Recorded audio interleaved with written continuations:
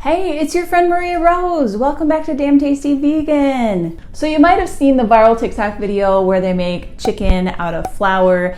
Basically what they're making is seitan, and I'm going to show you an even easier way to make seitan. Seitan is amazing because it is super high in protein, it's low in fat, it has 70 grams of protein per 100 grams, and it's been around for a long time. Buddhist monks have been eating this for centuries. People even ate it during the Great Depression when meat was scarce.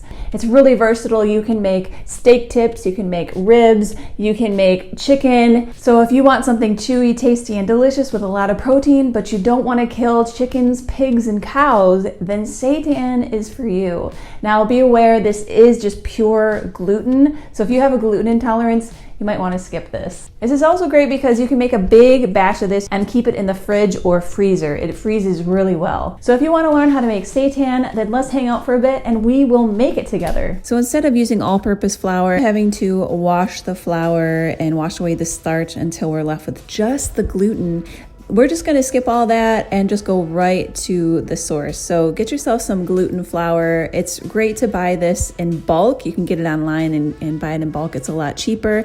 And look how much protein it has for a quarter cup. So this whole recipe has about 90 something grams of protein. So we're going to start with a cup of the gluten flour, some garlic powder, and some onion powder, and nutritional yeast, and smoked paprika. I'll put a link to my blog below that has all of the measurements laid out for you. So you want to mix it up nice and well so all the flavors are stirred up evenly. Then we can't forget to add some salt so that it's not just bland. And this is a tip from Brian Turner. He adds tahini to his seitan. It adds a little more richness and fattiness to it. Then you can either add water or vegetable broth. I didn't have any broth on hand, so I just used water.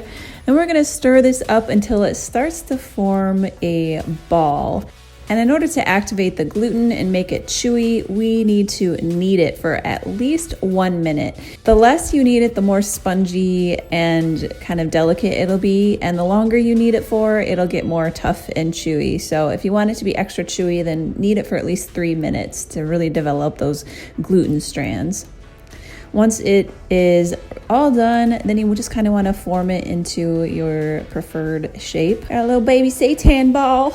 And now we're going to simmer it in a flavorful broth. So I put some onions, garlic, and some garlic veggie bouillon paste. Oh my God, this stuff tastes so amazing. Have you tried it? It's from Better Than Bouillon. Oh, it's probably my favorite flavor of theirs. It's so good. The roasted garlic. Then for some more savory umami richness, we're gonna add soy sauce to the broth. Now bring that to a simmer and add in your seitan. You can either add it in a big chunk or do it in individual small pieces. Now we're gonna simmer it for an hour and make sure that you get a good simmer going, because if you have kind of a weak simmer going, the center's not gonna cook and it's gonna be mushy and gross. So make sure you check on it after about 20-30 minutes, flip it over, add more liquid because it's gonna evaporate because you're simmering it for a long time. And after an hour's up, then it's ready to go. You can store this in the fridge or in the freezer. This freezes well, like I said in the beginning, and you can use it any way that you would chicken or beef or steak. So I like to make seitan ribs. You just fry them on each side for about 4 minutes, and you add in some barbecue sauce and a little bit of liquid, and just let it kind of simmer on the stove until the barbecue sauce caramelizes, and serve it with some mashed potatoes. It's so freaking good. You do not need ribs in your life once you try this recipe out.